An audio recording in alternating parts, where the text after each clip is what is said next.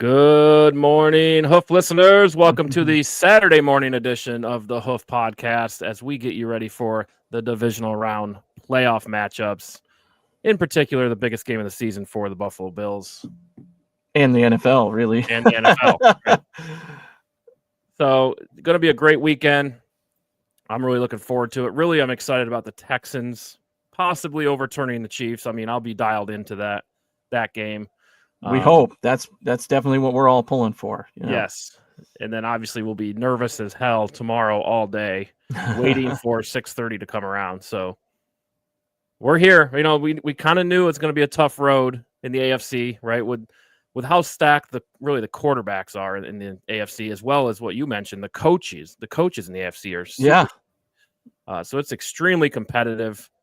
And if the Bills truly are a Super Bowl team, it's just you're gonna have to go through games like this where there's uncertainty, right?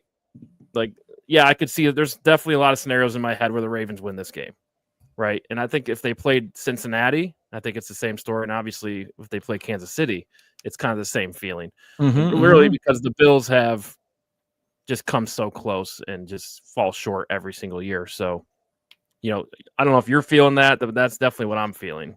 Well, I mean, the Ravens are a good team that has to be respected, and that's no matter what, right? And we saw this happen when the Bills down the stretch, we played the Lions, we played the Rams, we played tough matchups, a couple we won, a couple we lost, and there's reasons for that. There's when two good teams go head to head, there's a lot that can happen, right? And again, I respect the Ravens. They can win any Sunday as well. However, I do still think the Bills are the better team. That nervousness never goes away, especially playoff nervousness. I mean, even against the Broncos, I was confident. I talked about it. But when that game hits, you're like, I will say the Broncos game was a little different in that first touchdown they scored. I didn't panic. I was just like, meh. Good not play. worried about it. It was stupid, right? I was Yeah. angry, but I was kind of like, meh. I was like, Troy Franklin made a play. I remember right. the draft process. That's right. So, this game, I kind of, the expectation is that it's going to be a hard fought game, right? And anything else would be a gift. I want to kick their ass, right? I want the Bills to win 49-0 and put a stamp on it and say, this is why we're the better team with 8 all pros and team with apparently only 1, right? Or a team with the MVP candidates, right? I mean, we know how the conversation goes, but I hold no hate for the Ravens. I know a lot of Bills fans do at this point. I don't hate the Ravens. I don't hate Lamar. I like watching Lamar. I don't think Lamar comes close to the talent of Josh Allen, but that's a story for another day. I love watching him, but he's a unique player for sure. And, but as many games of Josh Allen as we've seen, I don't think it's comparable with the two. Lamar's a great talent. I respect him. I like him. Well, again, Lamar's a great talent. I respect him. I like him, but he cannot do half of the things that Josh Allen can do, period, full stop. They both can run. They both can do that. Josh can throw the ball from anywhere on the field. Lamar can't do that. He simply cannot. Josh can roll out, make a play. We've never seen Lamar do that. Lamar is electric. Lamar is great. Lamar is an MVP. He's earned all of that. But, to me, Josh is far away the better quarterback.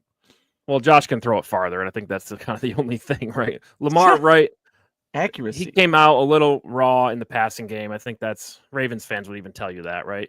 But really, the coaching staff's done a phenomenal job in Baltimore, John Harbaugh and team, right? Yes. Really committing to developing Lamar Jackson, and now they're reaping the rewards of that because, he can make every play on the field now. 100%. Right? Yeah. And I think, as diehard Bills fans, I think just saying, hey, I respect Lamar Jackson. I think Ravens fans would tell you the same thing about Josh Allen from their perspective. They think they have the better guy.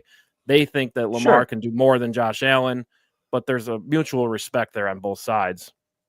The Ravens, they're kind of in the same boat as the Bills where, they make the playoffs every year and lose. The only difference is, the Ravens have 1 Super Bowl or 2 Super Bowls with John Harbaugh, which kind of puts him in that new upper echelon coaching tree, right? So his job's safe forever.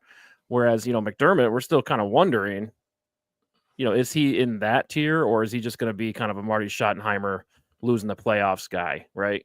And you could have that same conversation about Sean Payton. 1 Super Bowl, but made the playoffs every single year and lost with the Saints. I think they had a really, what was it, like 10 years in a row or something, just losing in the playoffs. So that's the big storyline. This game's really exciting with Lamar Jackson, Josh Allen. So many playmakers on both sides. I mean, you expect the shot, score for score type game in this one.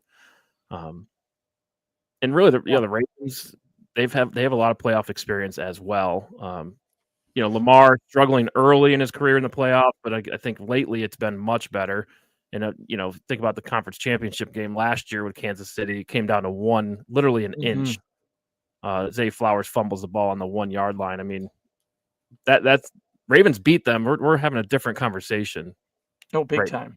Absolutely changes the entire narrative for them.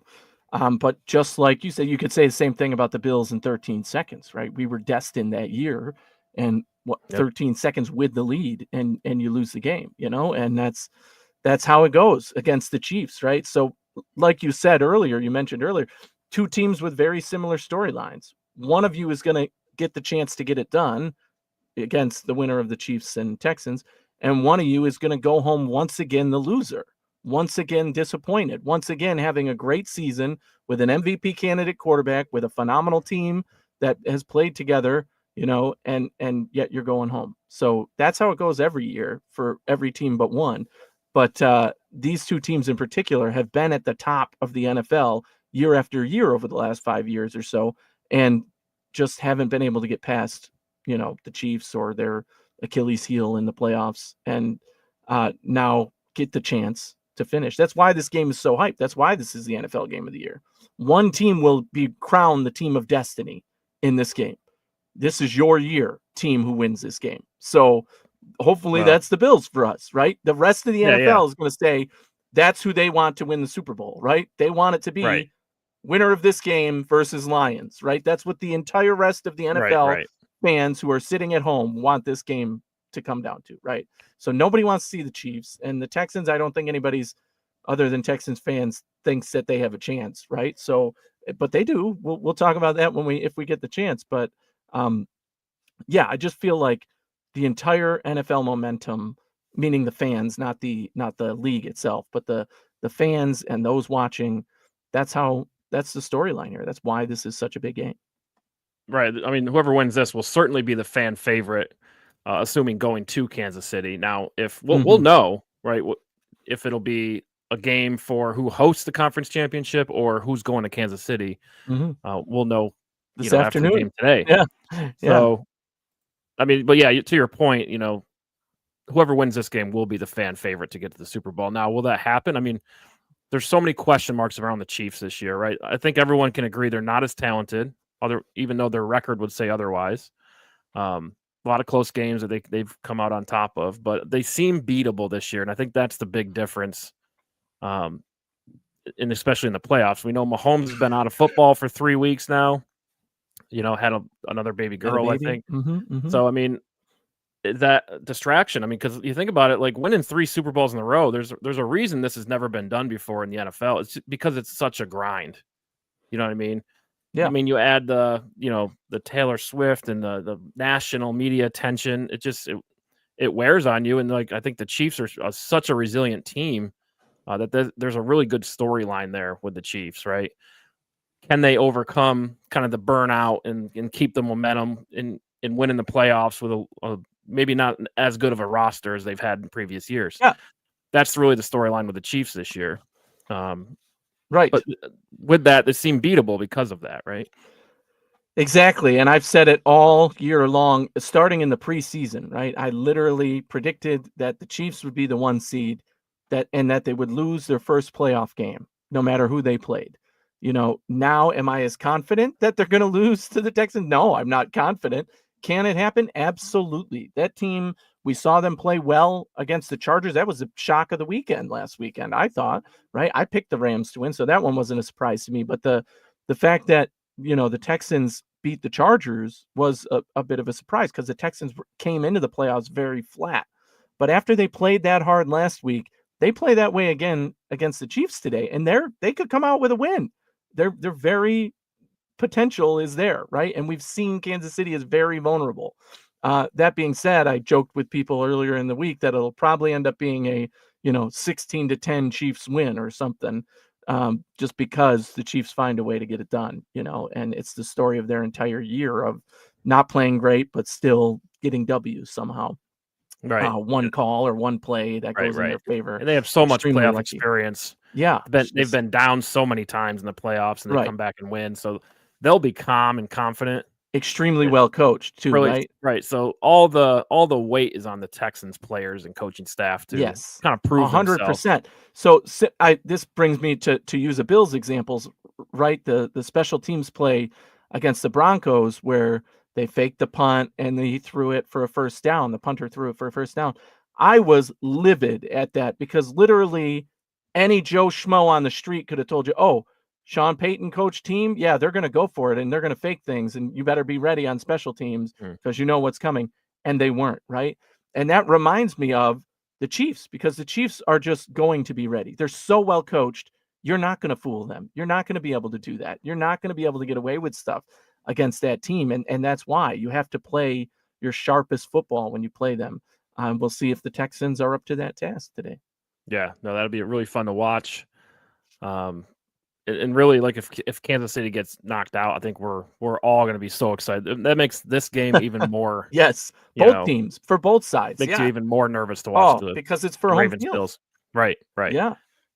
So the path's there for you, but all right. So yeah, Ravens. Let's see here. They lost the conference championship last year. Lost the wild card the year before. Didn't make the playoffs in 21, and then before that, lost 2 divisional rounds and a wild card in 2018. So since Lamar's drafted in 2018, looks like playoffs 5 out of 6 years. Obviously made it this year, so that's 6 out of 7. And we know the Bills, right? So it's the same. Yep. 6 out of 7 years. So good draft, good draft class for both these teams. But yeah, I think there's just as much weight on Lamar Jackson to win this playoff game as there is Josh Allen, in my opinion. 100%, yes. And the only advantage is the home field advantage, I'd say, in that case, right? So you could argue that both quarterbacks really need to win for their reputation or whatever you want to call it, their career arc, whatever. But Josh is home, right? And if you lose another home game, even though it's not on Josh, any of them have that's another huge storyline, right? Yeah, it is. Well, let's start with 4 divisional playoff losses in a row. That hurts. It's almost worse to me. It's worse than losing 4 Super Bowls in a row because you're in the Super Bowl, right? And that's fun and that's national excitement. Having a team good enough to be to the Super Bowl but then lose, which we've had. It's really tough. Yeah. That's what's tough. And I think if you do that 4 times in a row, that's a storyline in itself. But then you add the 3 divisional games at home in a row. Oof. In divisional round losses. I mean, that is just absolutely brutal. Yeah, you can't have that. The Bills, that's why I said the extra pressure might be because this is a Bills home game on the Bills, right? Because you have to come out and defend your dirt. And the Bills are undefeated at home this year. So we have that going for us. And I certainly hope, who was it? Thurman Thomas came out and said this has to be the loudest I've ever heard the Bills crowd. And they really, and I agree. I want to hear it on every play when Lamar has the ball. You better be so incredibly loud that place is shaking, and, I was at the Kansas City game this year when Josh ran in that touchdown. That was the loudest I've ever heard that stadium. And I want it to be that loud for every single play against the Ravens because, they have to bring it. You got to be right. Give every advantage some you sort can. of confusion. Exactly. As much as you can, right? that Ravens team is vulnerable to that, right? We've seen when Lamar gets flustered or the offense gets flustered, they tend to make mistakes or not complete plays. And that is huge, right? It's not like Lamar is this quarterback who has ice water in his veins and, gets it done no matter what. He is vulnerable to that. And this team is vulnerable to that. So that is going to matter and is going to have an impact in this game, I think, because 1 or 2 little mistakes. I mean, and I'm not talking about a turnover. I'm not talking about Lamar throws a pick 6. I'm talking about Lamar throws an incomplete pass and the Ravens have to punt to the Bills. That could be the outcome that changes this game. And being home, you have to be able to make that impact with that crowd. And that, in a game that's this close in terms of talent and rosters and all that, those little things are going to matter. So that crowd, I wish I could be there for this game. Unfortunately, I'm not going to be, but that crowd really, really is going to have an impact. Yeah.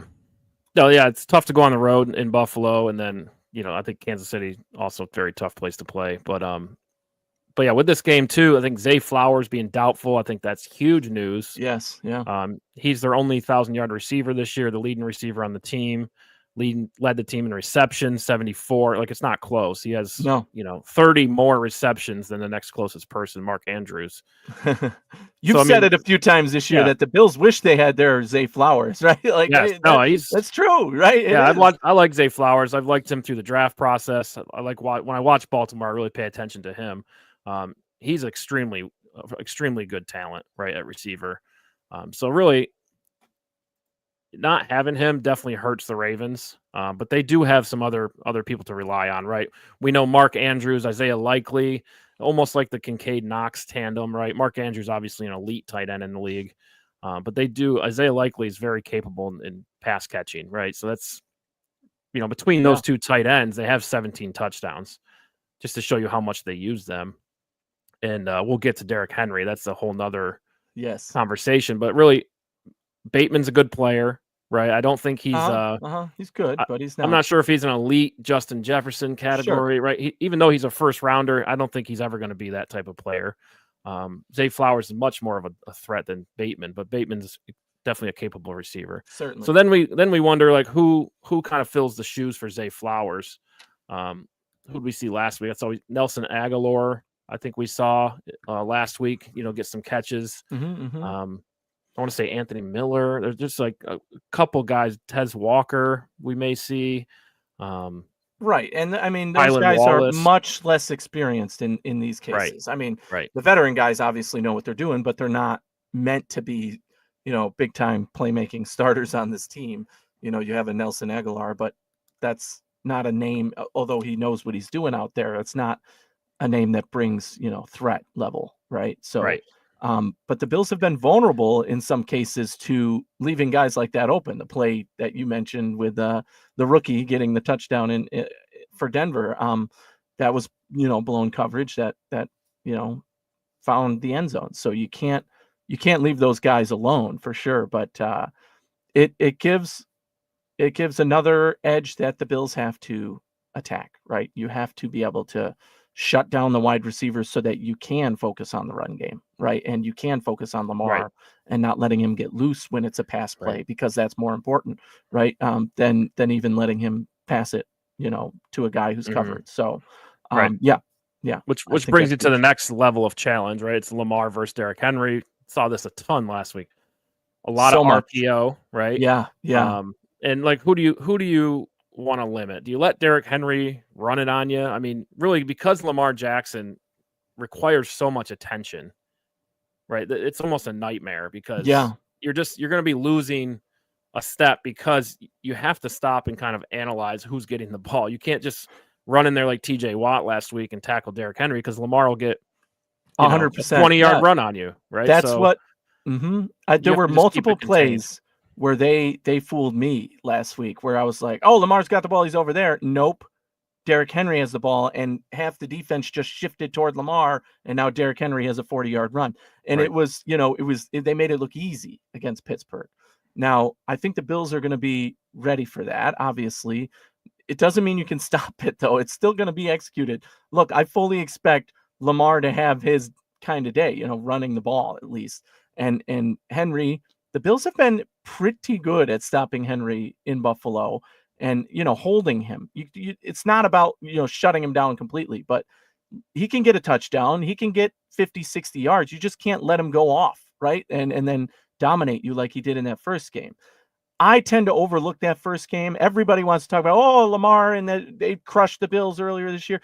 Yeah, with half of our starters out, okay? None of our defensive guys. Literally, who leads this team, right? Terrell Bernard, he's the literal captain, out for that game. Matt Milano, the guy who's been the most consistent on this defense by far over the years, he was out. He's back. Taron Johnson, one of the most underrated players in the NFL huge on this play, yeah. defense, out for that game. Von Miller wasn't in that game. So many other factors in that game that weren't there, especially on the defense, that you cannot use that as the measuring stick for this game pretty much at all. I don't use it at all.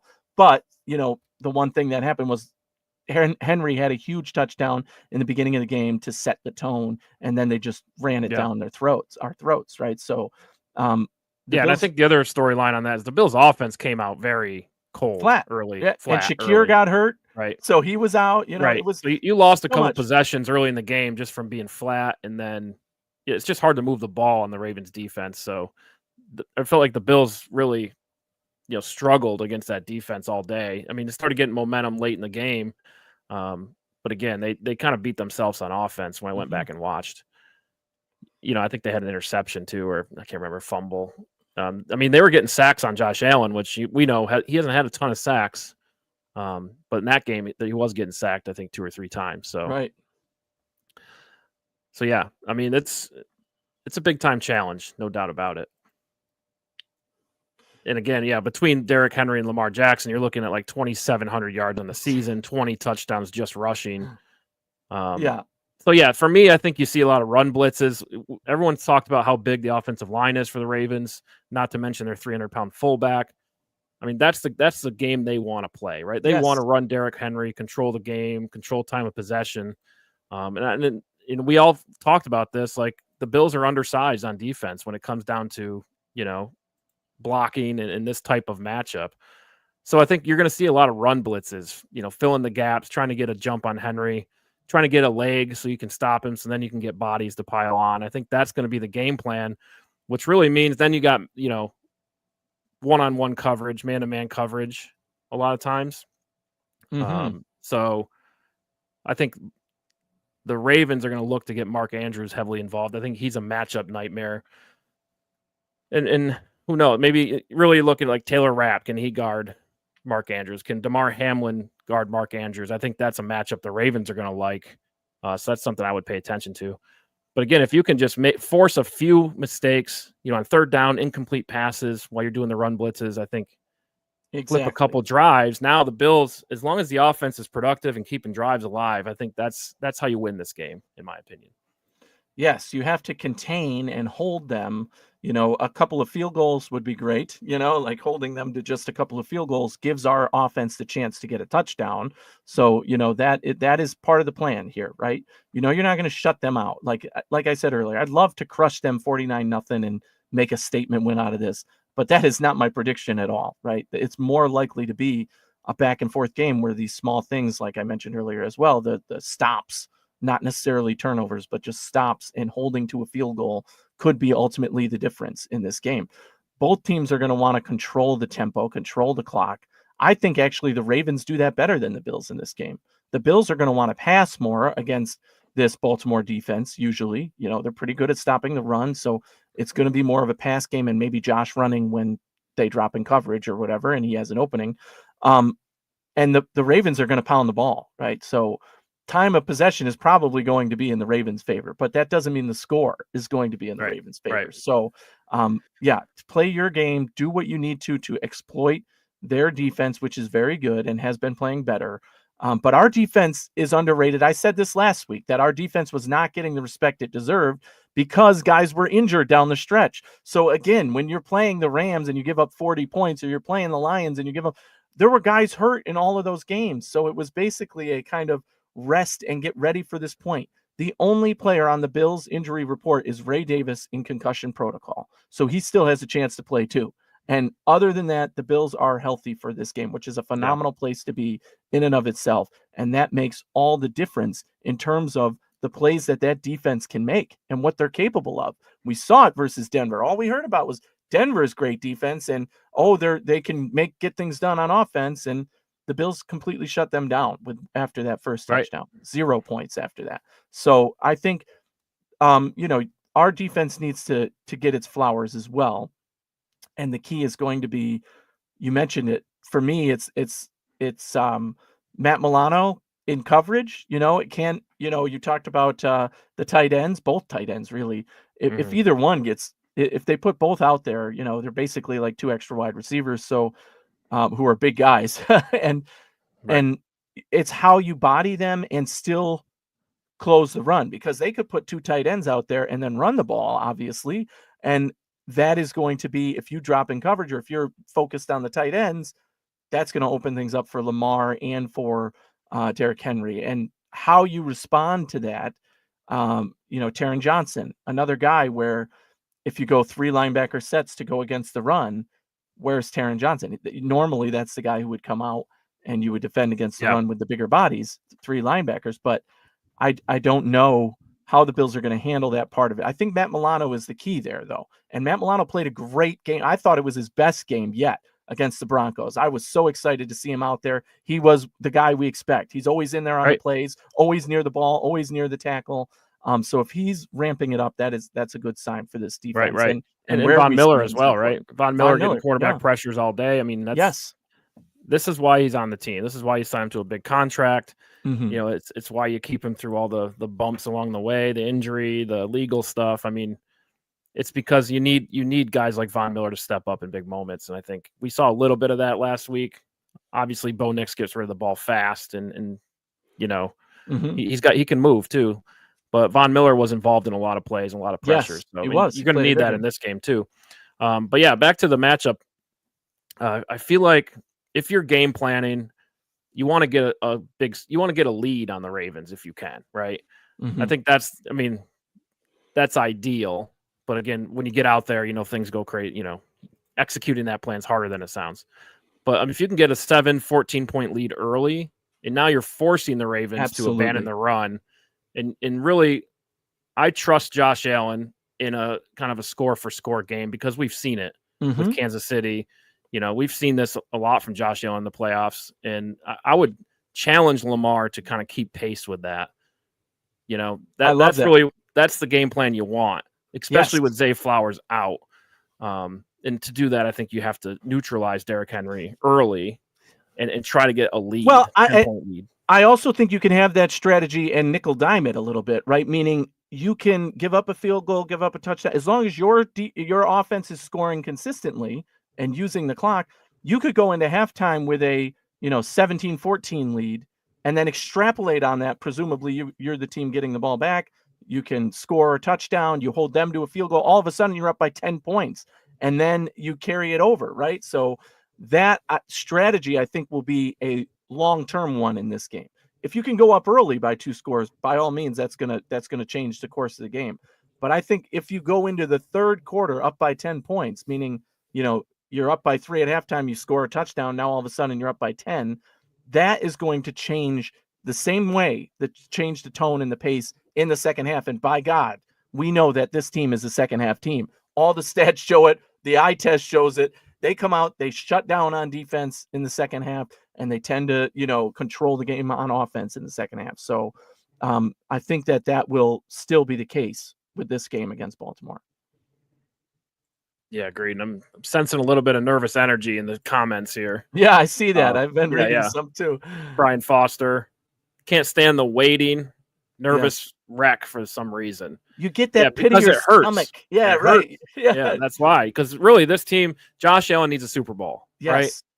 Josh Allen's very capable of being a Super Bowl winning quarterback. He's arguably the best post-game quarterback to ever play the game. It's time for Josh Allen to get over the hump. Yeah. So that's where the nervous energy comes. And because we have those expectations, when you get let down like we did last year, it just lingers, right? And yes. That pit of your stomach feeling. We know what it feels like. That's the hurts. problem. We're like, I don't want to feel that again. That's my stomach is churning just thinking about it. Like, no, that it hurts. It's painful and it's long term. It doesn't go away. 13 seconds didn't disappear. We still feel that, right? It still hurts. Yes. It hurts. And we know that what this team is capable of, and we want the best for them. So Tracy Baker, Brian Foster, same. Anyone talks about how excited I am, I say nervous. Just want to over with the W. Exactly. Yeah. Everybody who's been talking to me, my friends who are not Bills fans, are like, "Oh, you must be so pumped." I'm like, yeah. But it honestly, right now, for me, it just feels like business as usual. We just got to get out there, play this game, get it done. But I definitely have that pit in my stomach of like, I just How many want times are we going to I do this? want it Right. bad for this Yes. team. You know, you want it Yeah. so bad for Yeah. this team. Another comment though, we didn't get to our score predictions. I Built in Buffalo always does a, ask for score predictions for the game. They did this yesterday, and Anthony Jameson in the chat had the same exact score prediction as I did for this game. 34-20, because exactly that last scenario that I was talking about, slowly adding on and tacking on going into the second half, I think is going to be what the Bills do. So 34-20 was my exact score prediction for that built-in Buffalo scenario. So I do think Yeah. that's And, about and where it ends up. this could be a low-scoring game. I mean, these are two really good defenses now. Yes, right. And with the Bills, I know like it's kind of been a down year on defense. It seems like, right, compared to other years. But I think, look, this is a defensive ran team. Sean McDermott's a defensive head coach. Bobby Babbage has been with this team since 2017. I think as a fan, you should expect that the Bills defense should have a solid game plan, right? This is why we keep Sean McDermott, Yes. right? Josh Allen can handle the offense, but we need a good game from the defense. I'm sure they're feeling the pressure, right? There's been talk all week that the Ravens are a bad matchup. The Bills are too small. Oh, I love that. Yeah, The media, the national media is all over right, this matchup, and most of them are picking the Ravens. And again, they're looking at that game earlier in the season saying, well, the Ravens kicked the Bills' butt. Yeah, we were without so many players. Like, do you guys not watch football? I hate the national media for football in that sense. They're clueless. They don't know the teams. They don't watch football. It's literally impossible for them to watch all the games. So they watch, one or two, and then just extrapolate based on the final score and what happened, the stat sheet, instead of actually watching the games. And that's, it leads to ignorant opinions and comments. But that's narratives, right? They this just run with exactly. narratives. So Yeah. we're eating that up though. This team is eating that up right now. We Right. want that Well, fuel they're the for the underdog, fire. right? Yes. The Bills defense in particular, they're the underdog, right? Look around the roster. I mean, Taylor Rapp's on his third team, right? DeMar Hamlin's been a backup, drafted as a backup. Benford's a late rounder. Milano's a late rounder. I mean, it's across the board with this team. So, I mean, I always say it's too cute at times, right? Because you do get beat at times in the run game in particular. Because, I mean, you look at Baltimore, I mean, they're just stacked with first-round talent across, right? Rokon Smiths of the world, forget the rookie this year, but I mean, Marlon Humphrey, Kyle Hamilton, these are all first-round premier athlete defenders. You know what I mean? Like, this is what you want when you're building a roster. And arguably, I think the Ravens could be the best roster-building team. Oh, I mean, league, you look up right? and down their roster, and there's a ton of names there. I mean, yeah, like they're way more than Buffalo in terms of names, but also they get the hype from the media. I mean, the Pro Bowl, which I mentioned earlier, and the All Pro and all this. Yeah, okay, they have 7 to R1 or something, or 8 to R1. That's insane. These teams are a lot closer than that would indicate. Even though, again, respect to Baltimore, they are one of the absolute best at building a roster and being consistent year after year and how to build and the decisions you have to make. So, them and the Eagles, I think, are top 2 in the league as far as roster building. But then the Bills, like, okay, they're competitive with less, it seems like. Which speaks to development. Arguably one of the best development teams in the league. Yes. But when it comes down to the playoffs, and this game in particular, this is what it's all about. Can they match up? Or is it too cute, right? Too many underdogs, not enough talent. Right. I mean, you're being put to the test here, right? Well, so I tell you what, that's the interesting narrative to me as far as the Bills roster. As much as I respect and love Cam Lewis for his story and for him being on the Bills as long as he has and producing for this team in ways whenever he's asked, I don't want to see him on the field tomorrow, right? I do not. If Cam Lewis is on the field, I'm going to be a lot more paranoid against this team, right?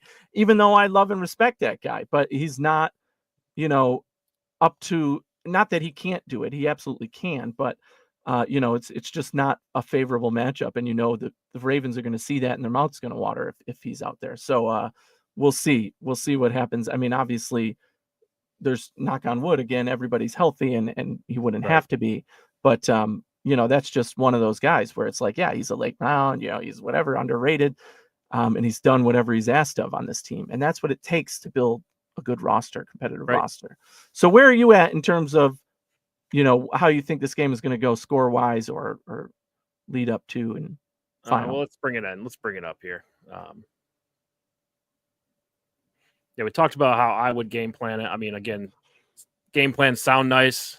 What's the saying? Like everyone has a plan to get punched in the face. Yeah, right. Kind of feels like that a little bit. Let's start with Baltimore Bills. So Baltimore is now the favorite at -1.5. It's the first time the Bills have not been favored at home, right?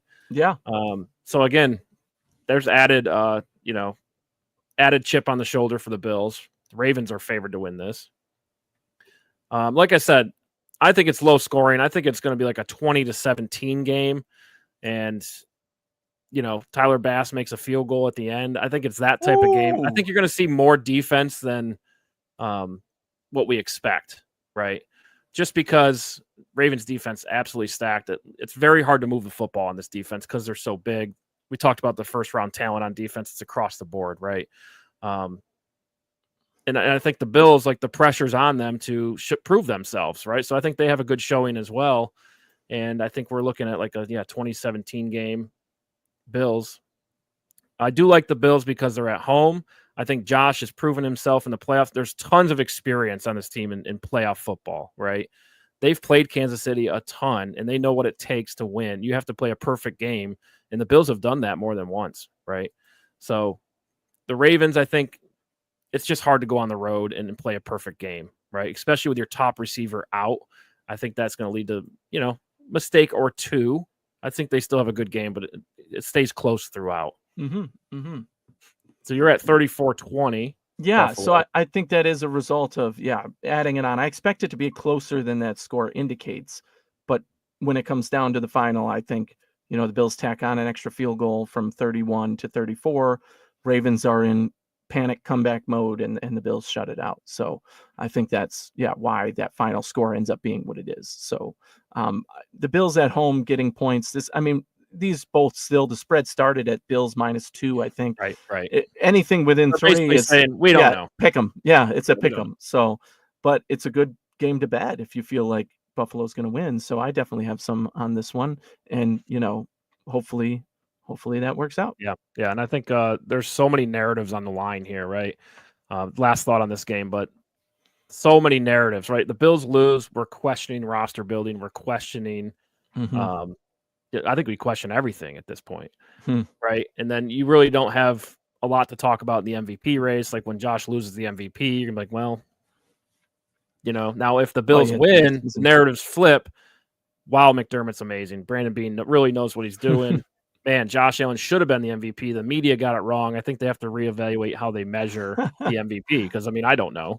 Yeah, it's a random stat. It's like it's literally random. And the fact that Saquon Barkley's not even in the conversation makes me question it already, right? But is it a popularity contest? Is it best record?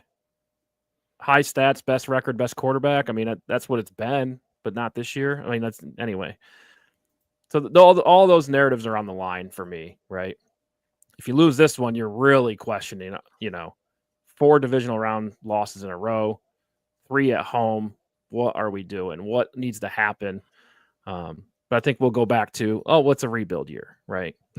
Look what they did with a rebuild year. With what, 50 million, whatever the dead cap is this year. Yeah. It's ridiculous. 35 million dead cap. Yeah. It's been impressive that they got this far, but we expected them. We knowledgeable Bills fans expected this. So we'll see. And it's going to be a fun game to watch. That's for sure. Hopefully it comes out in our favor. Yeah, and it feels like if the Bills never get a shot at Kansas City in the playoffs, that's also going to hurt. You're going to wonder what if, because I think the Chiefs are vulnerable. Bills beat them again this year in the regular season. Obviously, the Bills just missing that playoff victory over them. So I think that one's going to linger too if they never get that opportunity. All right, let's take a look at the other games. Okay, Texans at Chiefs. Texans plus 9.5 going to Kansas City. We touched on this a little bit. I think Kansas City is vulnerable. Yeah, and I think this line is way too much. Kansas City hasn't covered a line like this all year, right? This isn't the type of football they're playing this year. To me, from a betting perspective, that seems a little crazy, right? So give me Houston plus 9.5, but I already mentioned that likely Kansas City's going to find a way to win this game like 10-16. So I like Kansas. I'm picking Kansas City to win, but I do think the Texans. How can the Texans win? there's a way here, right? Their defense, was great last yes, week, their pass right? rush. I would Yeah. specifically say that. I mean, they drafted for these guys. They've had first round pick after first round pick, and now these guys are looking like, what you Right. kind of expected from them. Yeah, and I think being in that. Stingley, the cornerback, Derek Stingley's been playing great for Oh, Houston, right? So, one of the best in the league. Yeah. He'll shut down a receiver. Let's say he shuts down D-Hop or whoever's on that side of the field, basically. But allows you to kind of shift your defense over and play the other side. So, I mean, if you're Kansas City, who are you relying on the pass game outside of Travis Kelce? Is it Marquise Brown? He hasn't played a lot. Yeah. You expect him to go in and have a great game. I mean, it just seems like it's a lot to ask for somebody who hasn't played all season, right? And we know that the Kansas City offensive line has been vulnerable. So you're talking about strength versus weakness. If you're the Texans, that's where it's got to be, right? Yeah. Kansas City's O-line versus Texans D-line. Right. That's where it has to get done. And then on the flip side of that, it's just I almost said Deshaun Watson. It is CJ Stroud not making the mistakes, right? He has to act like a savvy veteran out there. Right. It's only his second year, remind you. Right. So, I mean, he has to know that one little mistake in this game could ruin the game.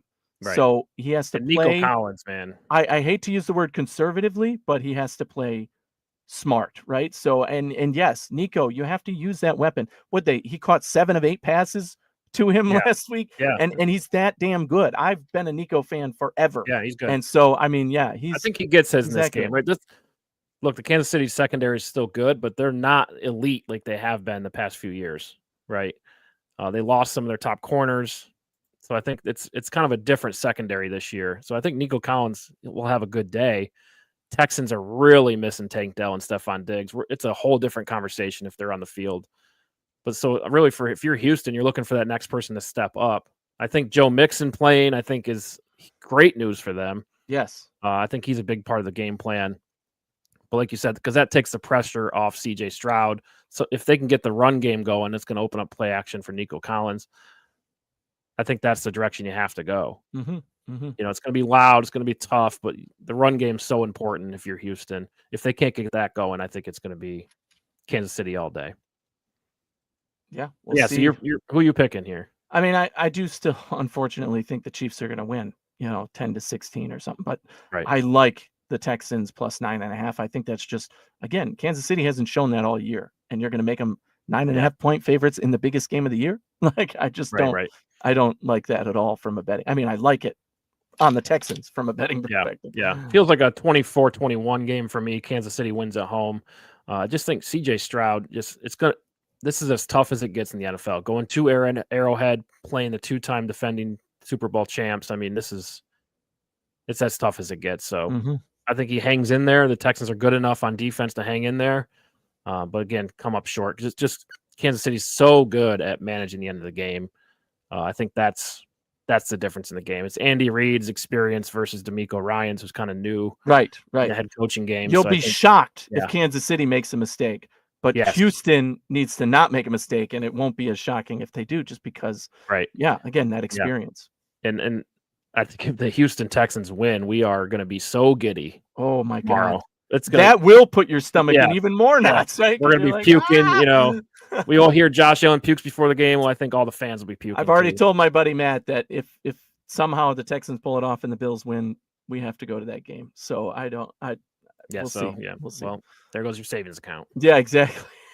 All right. Tonight, 8 p.m., Commanders at the Lions. Commanders plus 8.5 going to Detroit. How about the Commanders, man? They've had a great season. Underrated story this season. I feel like, they've been getting praise, but it's gone under the radar. Everybody's talking about the collapse of the Cowboys and whatever in that division and the Eagles being what they are. But the Commanders, I mean, if you would have said in the preseason, odds that the Commanders win a playoff game, I mean, 99.99% of football fans would have said no chance. Like, that's no way that happens. They won't even get out of their own division. And they make it to the playoffs. They were the underdog. They're on the road, and they win a playoff game with a rookie quarterback, with a team that has been completely rebuilt, with an organization that has a new owner. Even going last year at this time, saying the Commanders are going to win a playoff game. you would have been laughed out of the room. Yeah, Like they lost 9 in a literally. row last year, Yes. which is And interesting because I thought they played good last year early on, right? But right. then they got the news of the ownership change and literally lost 9 in a row. So it's like really impacted the locker room, knowing that look, new owners come in, they clean house, they get their own people. So I love the Commanders' story this year, and I think, unfortunately for them, it's complete. They won a playoff game. I mean, that's a miracle. That is an absolute freaking miracle. So we need to give them praise for that. But now they run into the Detroit Lions, one of the best rosters in the NFL, even with their banged up defense, still playing well enough. I think Detroit destroys this Commanders team, destroys. I think they win by 21 points. And it's so, I mean, I'm all over Detroit on this one. I think they control the tempo. Detroit's at home. I think it's going to be too much for this Commanders team to handle, but it does not put a damper on what they've been able to accomplish in year one of this entire organization, basically from the very top down. Right. Awesome for them. Yeah, I think Detroit at home, right? I think it's a huge leg up. They know they can't mess this one up. I think getting David Montgomery back is huge news for them. So yeah, I don't see the Lions making a lot of mistakes. And you're talking about a rookie quarterback on the road in a city that's so hyped up. I know the Commanders are hyped up too, the fans, but Detroit, that whole city is feeling the energy. You're going to feel it in the stadium. I think that's going to be very challenging for Jaden Daniels. And ultimately, I think Detroit will get the victory here. Yeah. Is it 10 points or more? I think probably, yeah. Yeah. I think I'll go, let's go 28-17. That's low scoring to me. I think it's going to be more like Detroit 38, Washington 16. Yeah. That's, I mean, Jaden Daniels will keep him in the game as long as he doesn't make huge mistakes. I mean, he'll get some garbage time points. He can run the football too. He likes that fourth quarter. Yeah. So they've done a great job in Washington. And this is a really fun game to watch. All right, Sunday, 3 p.m. Rams, Eagles. Rams are +6 at the Eagles. Yeah, these start times are driving me nuts for this weekend. I'm like, what? 3 o'clock on a Sunday? What? Just make it 1 and 4. Come on. But no, it's 3 and 6:30. But yeah, here, I picked the Rams last week. I was not. People laughed at me when I said that. I'm like, no, I think the Rams are going to win the game, and they were underdogs. So I won that bet too. So thank you, Rams. But here, I think Philly, we've talked about it all year long. They are just so well built roster from top to bottom on defense and on offense. They're getting healthier. They're playing better. I think Philly covers the spread here and wins by a touchdown to 10 points. So I'll take Philly -6 against the Rams. And the Rams, they're good. They're playing very well as well. And they have the most electric wide receivers you could ask for. But I just think Philly's defense getting to the quarterback, their backfield, their defensive philosophy of their linebackers, cornerbacks, and safeties all basically play the same position in my mind. Like they coverage and they're very good at making plays, and I think that ultimately propels them in this one. Yeah, and this one's interesting. Like on paper, the Eagles match up really well against the Rams, right? But to me, it feels like there's vulnerability with the Eagles to be outcoached in this game, right? You got Matt Stafford, who's not going to get fooled by any defense, right? And then Sean McVay, who, look, he's been there, done that. The fact the Rams are even in this position with the roster they have is a credit to Sean McVay. So it is. I mean, the Eagles roster, like we talked about earlier, is just one of the best in the league. But we've seen this team even last year, just not ready for the playoffs, right? Whatever's going on internally, like I don't even know if it came out, but it just wasn't the same team as the regular season Eagles. And, that vulnerability, I think, is still here, right? Are the Eagles going to show up for this game? That's the big question. Rams certainly have their hands full, even regardless, but I am going to take the Eagles at home just because I think Saquon Barkley is a difference maker for them. But really, I would not be shocked if the Rams come in here and get a win. Yeah, I mean, it could happen, but with the breakdowns we've seen Philly have over the years, but this team, I think, hopefully is different. Right. We'll see. Saquon Barkley is a difference maker. Exciting one. If Jalen Hurts is having a bad day, you just hand it to Saquon, right? It's just, that's the difference in the Eagles this year. And that can happen. I mean, the Rams have been very vulnerable to the run. So it's yeah, I mean, he could break a few in this game. All right. And we talked about Ravens Bills, still feeling nervous energy, but 6:30 start time. Weird. I mean, if the Bills lose, Ravens go on to win the Super Bowl. Happy for Lamar. There's double pressure on Josh Allen next year. Now he'll be the only quarterback in the AFC of the elite group, the Burrows, the Mahomes, Jackson, to not make a Super Bowl. Yeah, that's going to hurt too. So let that linger. All right. Let's root for the Texans today, and we'll start there. Yeah, one step at a time. It's gonna be a fun one. Like, it's fun watching the game when clearly you're rooting for one team, right? It's the Houston Texans. I think we're all in on the upset. I think most of America is going to be all in on Houston and the upset. Absolutely. So no, we'll see if it comes to fruition. But yeah, it's gonna be a fun day, and then we have a college football championship coming up too, so that'll be really fun as well. So yeah, go Notre Dame. Almost draft season. Did you see the Notre Dame running back play against Penn State? I mean, it's one of the best football plays I've ever seen. I know this is a weird tangent at the end of the show here, but he gets hit once, still somehow stays on his feet, stays on his feet, like gets hit low, turns at the line of scrimmage. Another guy literally runs right into him, and he's pushing back and forth. Two other guys come in. He finds a way to get the ball to goal line. It was one of the best plays I've ever seen in football. It was so awesome. But I'm rooting for Notre Dame in that one. Obviously, I mentioned that my father-in-law is an alum and a big fan, so I have to have a rooting interest. Yeah. I think a lot of people like Notre Dame. I'm rooting for Ohio State. I don't like how Notre Dame's an independent. Yeah, they do their own thing.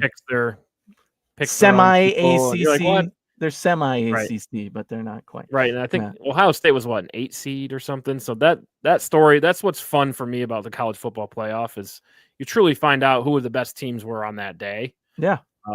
It's not just some subjective opinion. Because Ohio State and Notre Dame, for that matter. Yeah, they were a 7, right? Yeah, I think, without this new system. So I think it's exciting if Ohio State wins as the 8 seed. I think that's an exciting storyline. And, they lost to Michigan this year. So I think that, it's just a fun story. So I'm rooting for Ohio State for that reason. Really, I don't really care, to be honest. But a lot of draft prospects in this game. So anyway, but yeah, it should be a fun weekend all the way through to Monday with the college football and football in general. And hopefully it goes our way. As always, thanks for kicking it with us.